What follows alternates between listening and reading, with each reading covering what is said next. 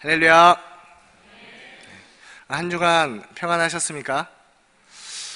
저는 요즘 두 아이를 키우면서 참 무한한 행복과 또 그에 못지않은 고난을 이렇게 힘든 거구나 라는 것을 경험하며 행복하게 지내고 있습니다. 이 아이들을 보면서 때때로 이런 생각을 합니다. 저 조그만 아이들이 커서 내 나이가 되었을 때 과연 저 아이들은 어떠한 환경 가운데서 신앙생활을 할까? 그래도 제가 어렸을 때는 교회 다닌다고 하면 부정적인 그 시선보다는 긍정적인 시선이 많았는데 지금은 교회 다닌다고 하면 조금 부정적인 시선으로 바라보는 사람들이 더 많은 것 같습니다. 그리고 이것이 우리 아이들이 자랐을 때 분명 더 부정적인 시선이 될 수도 있습니다. 그것을 생각하면 기도가 나오고 하나님 이 아이들을 믿음으로 잘 자랄 수 있게 해주세요 라는 기도가 절로 나올 수밖에 없습니다. 왜 이렇게 세상이 교회를 바라보는 시선이 점점 바뀌어가고 있을까요? 단순히 우리가 마지막 때를 살고 있기 때문만은 아닌 것 같습니다. 세상은 우리에게 부정적인 시선으로 바라보는 것도 있지만 교회는 이래야 되지 않겠어 라는 어떤 기대하는 그런 마음으로 우리를 바라보기도 합니다. 그런데 교회에 와서 보면 세상과 차이가 없는 모습을 보면서 과연 교회가 이래도 될까? 그런 생각을 가지게 되면서 사람들은 교회에 대한 부정적인 그런 시선을 갖는 것은 아닐까 생각됩니다. 우리는 그 세상 가운데서 이 교회는 어떠한 모습을 드러내야 되는지, 과연 우리 이 공동체, 믿음의 공동체 안에서 우리는 어떠한 관계를 추구하고 또 그렇게 살아가야 되는지, 오늘은 우리의 그 믿음의 공동체 가운데서의 서로의 모습들, 서로의 관계의 모습들을 함께 살펴보기를 원합니다. 우리는 그리스도인입니다. 그리스도인이란 세상과 짝하지 않고 세상 가운데서 나그네로 본향을 바라면서 썩지 않고 쇠하지 않는 소망을 품고 나아가는 사람들입니다. 사실 우리도 세상 사람들과 같은 그러한 죄인이었습니다. 그러나 예수 그리스도의 그 크신 은혜로 말미암아서 이제 구원의 그 은혜를, 생명의 은혜를 가진 자들이 되었습니다. 예수 그리스도라는 그 방주에 올라타서 구원을 받은 자들과 예수 그리스도를 믿지 않음으로써 죽어가고 있는 저들과 극명한 차이를 보이는 그러한 자들이 바로 우리들입니다. 그런데 우리의 구원은 아직 이 물 위에 떠 있습니다. 마치 노아의 그 방주가 물이 빠져서 아라랏산에 머물기 전까지는 그 물 위에 있었던 것과 같이 우리의 구원 역시 예수 그리스도로 말미암아서 생명을 얻고 구원을 얻었지만 아직 물 위에 떠 있습니다. 다른 표현으로 죄악이 가득한 세상 가운데 살아가고 있다라는 것입니다. 누군가가 방주에 있고 물에서 헤엄치고 있다면 누가 봐도 저 사람은 배를 탔으니까 살았고 저 사람은 배를 타지 못했으니까 죽었다라는 것을 알 텐데, 그렇다면 누구든 우리를 보았을 때 저들은 생명이 있고 이 사람들은 생명이 없구나라는 것을 알아야만 할 텐데 우리는 그렇게 살아가지는 못하고 있는 것 같습니다. 그래서 사도 베드로는 너희가 생명 있는 자답게, 생명을 소유한 자답게 세상 가운데 그것을 드러내라 라고 말합니다. 그래서 그 드러내는 방법을 어떻게 드러내냐 하면 세상 가운데서 선을 행하는 것, 그러니까 하나님의 뜻을 행하는 것을 통해서 우리에게 생명이 있음을 드러내라 라고 말합니다. 세상 가운데서 그렇게 드러냈다면 믿음의 공동체 안에서 함께 믿는 우리들 안에서는 어떠한 모습을 살아가야 되는가 하는 것이 4장 7절부터의 내용이었습니다. 4장 7절에는 우리가 지난번에 살펴본 것처럼 기도하라 라고 명령하고 있습니다.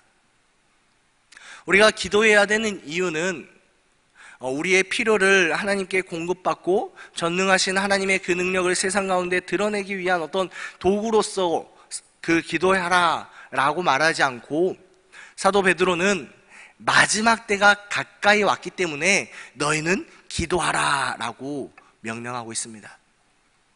세상은 이 끝이 어떻게 끝나는지 모릅니다.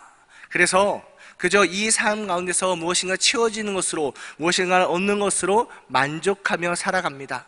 그러나 우리는 알고 있습니다. 이 끝이 심판이라는 것을, 그리고 이 심판이 멀지 않았다는 것을 우리는 알고 있습니다. 그렇기 때문에 우리는 심판대 앞에 설 것을 알고 있기 때문에 더욱더 하나님의 뜻이 무엇인지를 바르게 알고 그것을 행해야만 합니다. 그러기 위해서 필요한 것이 기도라는 것입니다. 그래서 베드로는 먼저 기도하라 라고 이야기를 했던 것입니다. 그렇게 우리는 기도하는 자가 되어야 된다라는 것이 7절, 지난 시간에 우리가 살펴본 말씀이었습니다. 그리고 나서 오늘 본문이 나옵니다. 오늘 본문은 그리스도인 상호 간의 그 태도와 관련된 내용을 언급하고 있습니다. 본문은 이렇게 시작합니다. 무엇보다도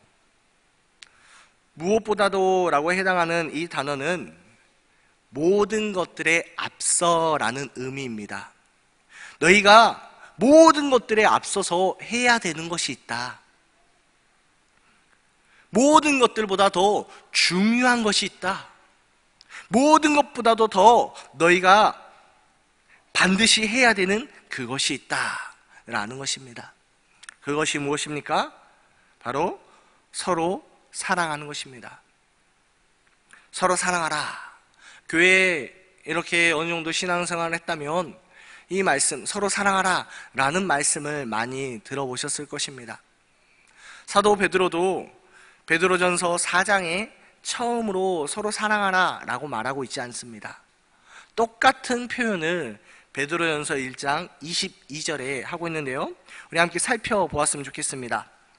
베드로전서 1장 22절, 우리 한 목소리로 함께 읽도록 하겠습니다. 함께 읽겠습니다. 너희가 진리를 순종함으로 너희 영혼을 깨끗하게 하여 거짓 없이 형제를 사랑하기에 이르렀으니 마음으로 뜨겁게 서로 사랑하라. 마음으로 뜨겁게 서로 사랑하라. 똑같은 단어, 똑같은 문법을 가지고 사용했습니다.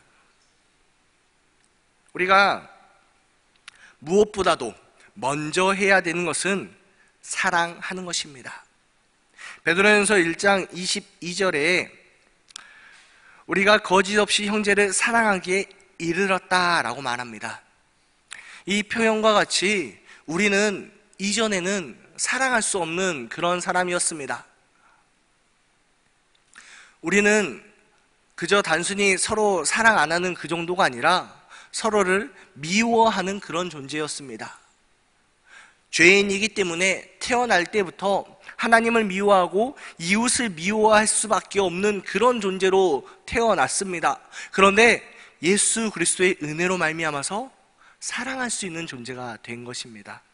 그렇기 때문에 너희는 사랑하라 라는 것입니다. 우리가 다른 성도를 위해서 사랑의 마음으로 기도해주고 위로해주고 함께 손잡아주는 것, 이것 자체가 여러분 기적입니다. 내가 다락방에서 어떤 집사님을 위해서 사랑하는 마음으로 기도하고 있다면 여러분은 기적과 같은 일을 경험하고 있다라는 것입니다. 왜? 그전에는 여러분을 원래 사랑할 수 있는 존재가 아니었으니까요. 그렇게 서로를 사랑할 수 있는 존재가 되었기에 우리는 사랑해야만 합니다. 그런데 사랑하는데 그냥 입술로만 사랑하는 것이 아니라 뜨겁게 사랑하라 라고 말합니다. 뜨겁게 라고 번역된 헬라어 에크테네라는 이 단어는 예수님께서 겟세마네 동산에서 기도하실 때 그 모습을 표현하는 단어와 동일한 단어입니다. 누가복음 22장 44절에 보면 예수께서 힘쓰고 애써 더욱 간절히 기도하시니 땀이 땅에 떨어지는 핏방울 같이 되더라. 그래서 애쓰다 라는 그 단어와 같은 단어입니다. 이것은 단순히 예수님께서 기도할 때 주야 하면서 어떤 감정적으로만 막 뜨겁게 하는 그것을 의미하는 것이 아닙니다. 원래 이 에크테네라는 이 단어는 운동선수가 근육을 팽팽하게 긴장시킨 상태에서 그 근육을 쓰고 있는 그 온 힘을 그 근육에 쥐어짜는 그때 사용하는 단어가 이 단어입니다. 마지막 결승점까지 달리기 선수가 그 근육을 풀지 않고 긴장을 놓지 않고 모든 신경과 모든 근육들을 팽팽하게 당겨가면서 노력하는 그것, 이게 애쓰다, 뜨겁게 라는 이 표현입니다. 우리가 다른 성도를 사랑함에 있어서, 서로를 사랑함에 있어서 그저 감정적으로, 오늘은 감정이 좀 좋으니까, 오늘은 내가 좀 괜찮은 컨디션이니까 내가 좀 사랑할 수 있고, 감정적으로 좀 뜨겁게 열정적으로 어떤 것을 감정적으로만 하는 것이 아니라, 그렇게 하라는 것이 아니라 그 성도의 모습이 어떠하든지 간에 힘들고 지칠 수 있는 그 가운데서라도 끈질기게 온 힘을 쥐어짜서라도 그렇게 마음을 다해서, 힘을 다해서 변함없이 힘을 쏟아붓는 것, 그것이 사랑이다라는 것입니다. 어떻게 이것이 가능할까요?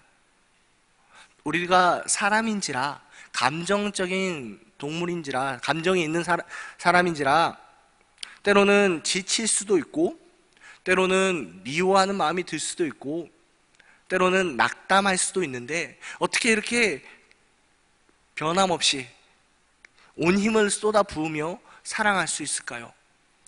이것은 단순히 인간의 노력으로 불가능합니다. 그래서 사도 베드로는 먼저 기도하라라고 말하는 것입니다. 4장 7절부터는 분명 우리가 성도 간에 서로 해야 되는 것을 말하고 있는데, 오늘 본문에 무엇보다도 모든 것보다 앞서서 라고 말하고 있는데, 그것을 기도보다 뒤에 놓는 것은 더 중요하지만 기도 없이는 이것이 불가능하기 때문에, 기도 없이는 다른 성도를, 다른 형제를, 다른 자매를 사랑하는 것이 불가능하기 때문에, 그렇게 뜨겁게 사랑하는 것이 불가능하기 때문에 기도를 앞에 둔 것입니다. 그렇게 우리가 기도하는 마음으로, 때로는 지치고 낙담하는 마음을 가운데서 마지막 때가 무엇인지를 알고 하나님의 뜻이 무엇인지를 알아서, 그래 하나님께서 사랑하라고 하셨지 라며 우리의 마음을 다시금 다잡고 다시금 힘써 사랑하게 되면 어떠한 일이 일어나는가 하면 죄를 덮는 일이 일어납니다. 사랑은 허다한 죄를 덮는다라고 말하고 있습니다. 단순히 죄를 용서해주고, 사랑은 허다한 그 죄를 덮는다고 하지 않습니까? 그러니까 제가 실수한 거 좀 덮어주세요. 좀 눈 감아주세요. 그래, 사랑은 허다한 죄를 덮는다고 하니까 그냥 넘어갑시다 라는 어떤 그런 회피의 의미로서 이 말을 하고 있는 것이 아닙니다. 여기서 덮다라는 그 말은 마치 제사를 드릴 때 제물의 피가 그 죄인의 죄를 덮듯이 속지 않은 그 과정을 포함하고 있는 그러한 의미로서의 덮다라는 것과 같은 의미입니다. 예수 그리스도의 그 보혈의 피가 우리를 덮어서 우리의 그 허다한 죄를 덮어준 것과 같은 의미. 예수님의 그 보혈의 피가 덮어진 것은 죄인된 우리가 그저 눈 감아주는 것이 아니라 우리의 신분이 변화된 것과 같이 변화되는 것이죠. 변화가 있는 것입니다. 사랑으로 말미암아서 죄를 덮으면 그 사람은 변화되는 것이죠. 그렇기 때문에 거기에는 그 사랑으로 허다한 죄를 덮기 위해서는 예수 그리스도께서 하셨던 것처럼 자신을 드리는 희생 제물로 드리는 그 눈물과 헌신과 피와 순종이 있어야만 가능한 것입니다.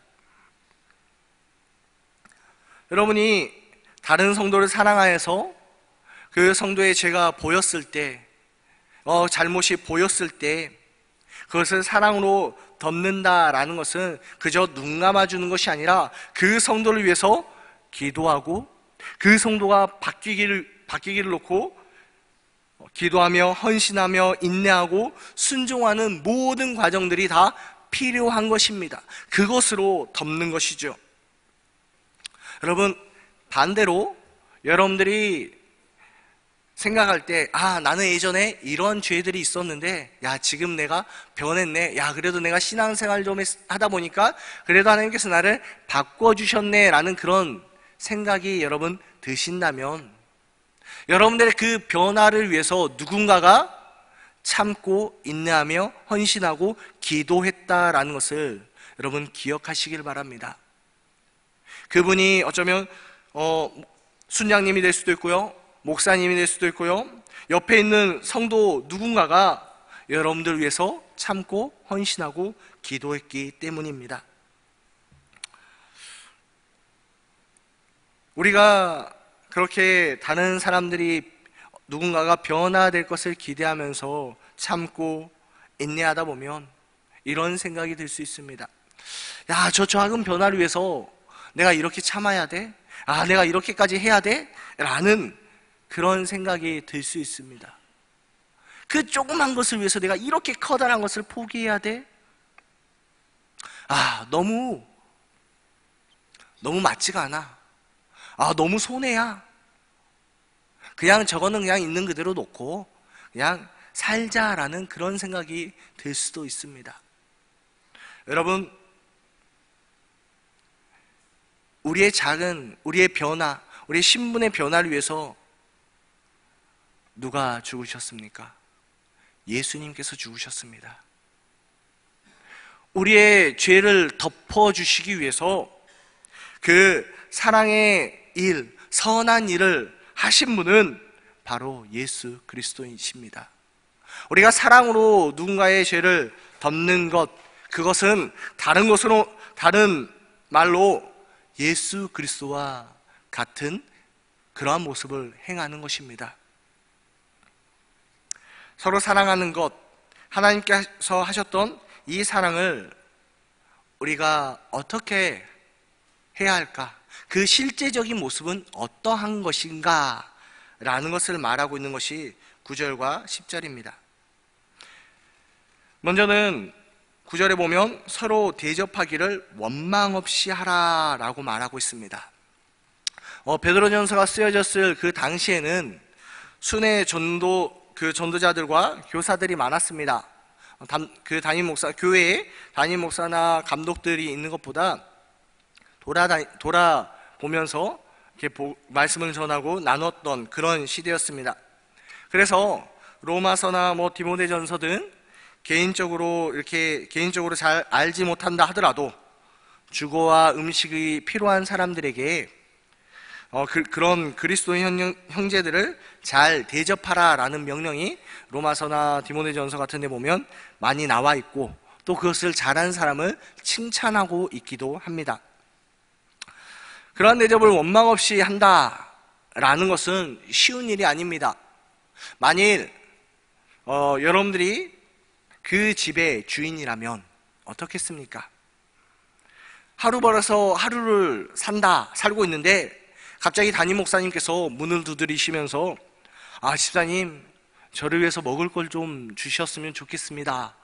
제가 하룻밤 묵었으면 집사님 댁에 좀 묵었으면 좋겠습니다. 라고 이렇게 이야기를 합니다. 근데 여러분, 앞에는 목사님이 있지만 뒤에는 여러분들의 그 하루 벌어서 온 그 물질로 먹을 것을 기대하고 있는 자녀들이 있고 아내가 있다 라고 한다면 쉽게 목사님 이리 와서 이것을 드세요 라고 말할 수 있겠습니까? 아니 목사님, 내 사정을 뻔히 알면서, 내 사정을 누구보다도 잘 알면서 나한테 저런 말씀하실 수 있어? 나한테 이렇게 나를 무시하는 거야? 아니면 나한테 핀잔을 주기 위한 거야? 이거 뭐 하는 거야? 라는 그런 마음이 안 들겠습니까? 원망 없이 대접하는 것 쉬운 것이 아닙니다. 원망 없이 대접할 수 있는 이유는 고린도후서 9장 6절에서 8절에서 말씀하시는 말씀 때문입니다. 이것이 곧 적게 심은 자는 적게 거두고 많이 심는 자는 많이 거둔다 하는 말이로다. 각각 그 마음에 정한 대로 할 것이요 인색함으로나 억지로 하지 말지니 하나님은 즐겨내는 자를 사랑하시느니라. 하나님이 능히 모든 은혜를 너희에게 넘치게 하시나니 이는 너희로 모든 일에 항상 모든 것이 넉넉하여 모든 착한 일을 넘치게 하려 하심이라. 아멘. 하나님이 능히 모든 은혜를 너희에게 넘치게 하시나니. 그러니까 원망 없이 누군가를 대접하기 위해서는 그 밑에 믿음이 깔려야 됩니다. 어떠한 믿음이냐면 하나님께서 능히 선한 일을 하실 수 있게 채워주실 거야, 하나님께서 공급해 주실 거야 라는 믿음이 동반돼야지 원망 없이 대접할 수 있다라는 것입니다. 그러니까 우리는 사랑의 표현이라고 말했습니다. 사랑의 표현으로 원망 없이 누군가를 대접하기 위해서 믿음이 필요하다라는 것이죠. 그리고 사랑의 표현이 대접하는 것으로 나온다면 또 다른 모습으로는 봉사하는 것으로 나오게 됩니다. 각각 은사를 받은 대로 서로 봉사하라.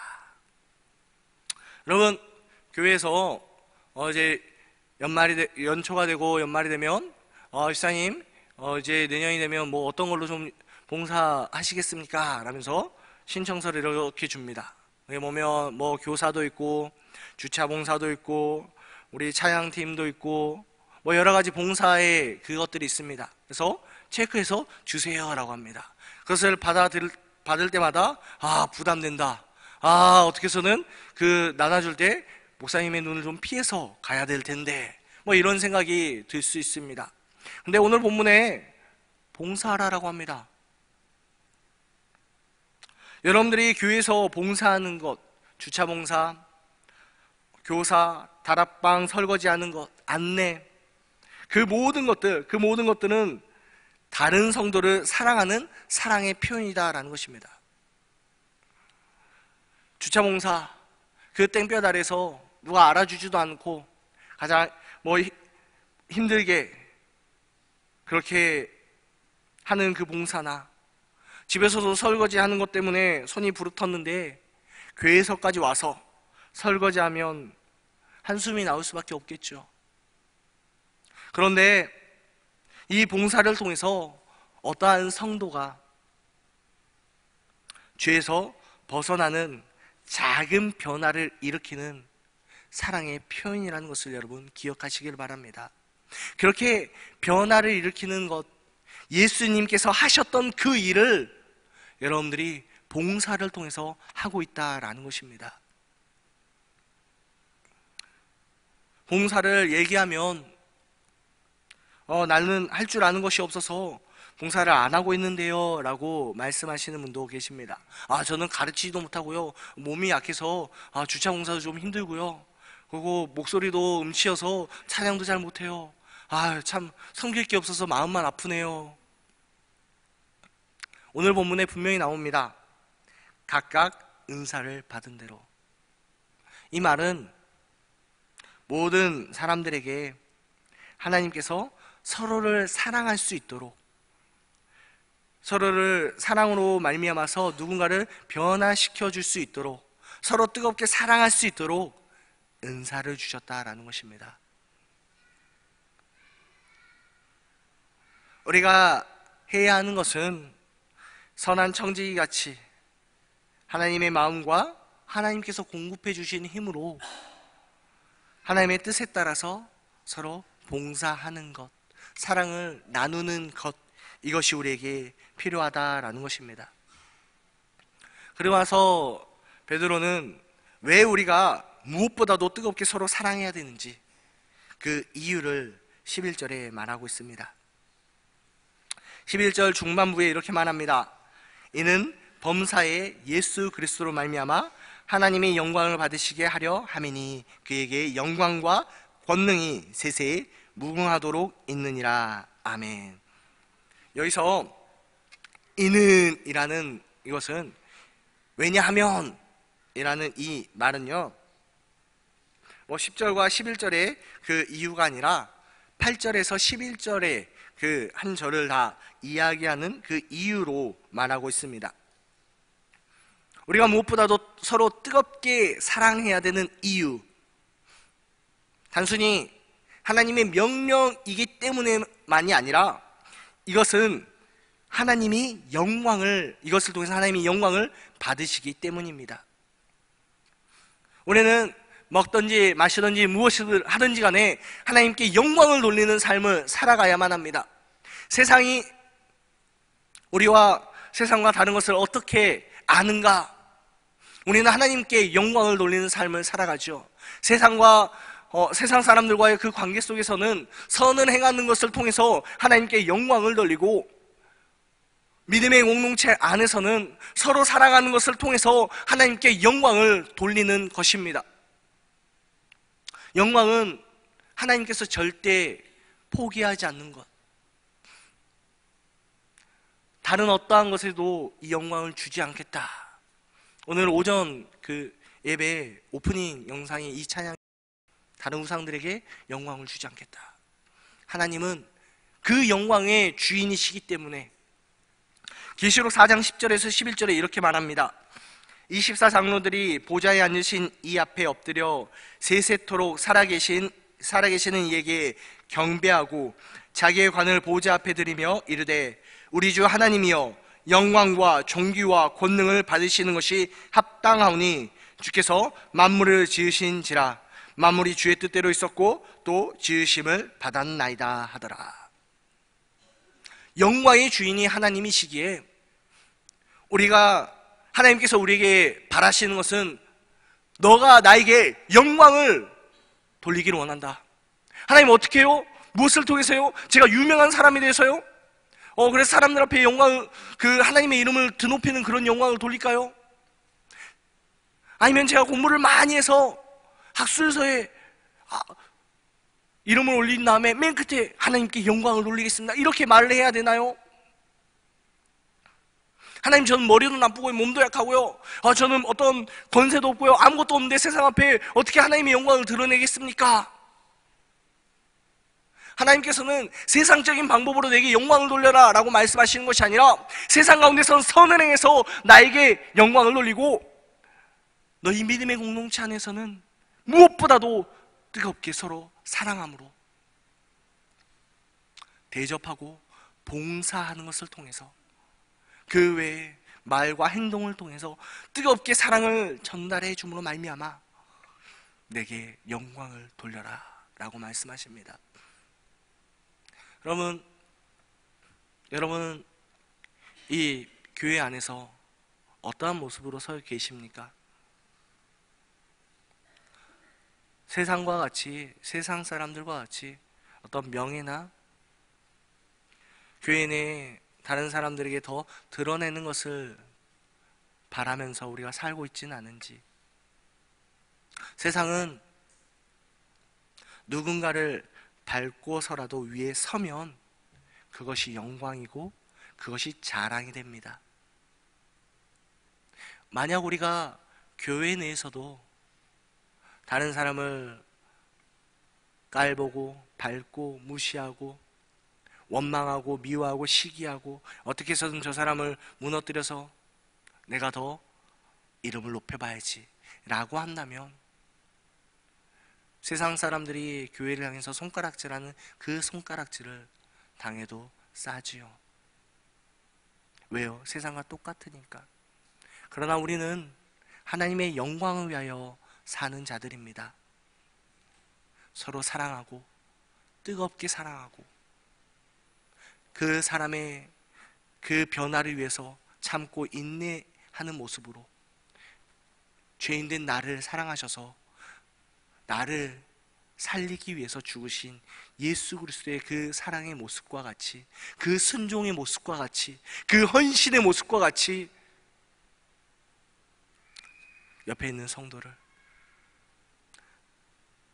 변화시키기 위하여 참고 인내하며 사랑하고 봉사하며 섬기는 삶, 그것으로 말미암아서 하나님께 영광을 돌리는 삶, 그러한 삶을 살아가는 우리 모두가 되기를 예수님의 이름으로 축원합니다.